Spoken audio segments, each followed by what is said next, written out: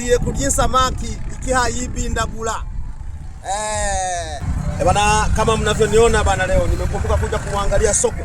Ukisikia timu yetu ya Mashujaa, timu pendwa ya wana Kigoma, Mwamba ndio huyu yuko kwenye nembo pale. Ukiangalia ile jezi ile. Bana, hapa niko roundabout ya Kigoma. Hapa nilipo kama mnavyoona barabara jinsi ilivyojichonga. Hii barabara mnavyoiona unapanda huku juu ni barabara ya kwenda Burundi, kwa maana ya Manyovu, sijui gani, Kalinzi, wapi mpaka unatoboa moja kwa moja. Kuna hii barabara mnayoiona huku.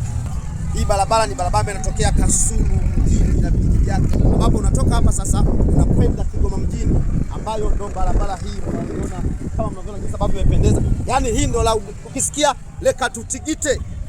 Bana, ndo watoto wa Kigoma ndo tuko hapa. Na leo bana nina ziara moja tu. Hapa nataka nitoka hapa nikamwangalie mwanangu Gombe High School. Leo ni Jumapili bana, nampelekea zawadi za kutosha sana. Nikitoka pale bana, leo nitakuwa na ziara kwenda moja kwa moja mpaka Burundi. Hapa bana niko na Mashujaa.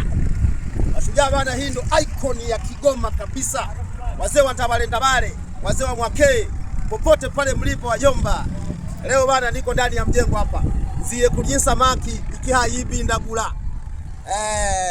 Bana, Kigoma bana nimependeza sana sasa hivi. Nimetembea sehemu mbalimbali. Huyu bana ndo sokwe Mashujaa aka kutaka kumuita.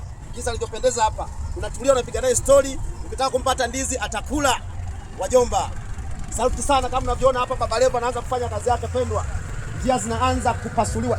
Hii njia inaenda uwanja wa ndege, nadhani muda sio mrefu sana itaanza kutengenezwa kwa kiwango cha lami kweli. Kama mnavyoiona hapa. Kwa ni roundabout ambayo imejitosheleza, mambo yako vizuri, mambo yako bling bling. Kila kimoja kiko shwari kabisa kama mnavyoona. Hapa tunapeperusha bendera ya wana Kigoma akina Mwakee. Tuko hapa wajomba. Akina Mr.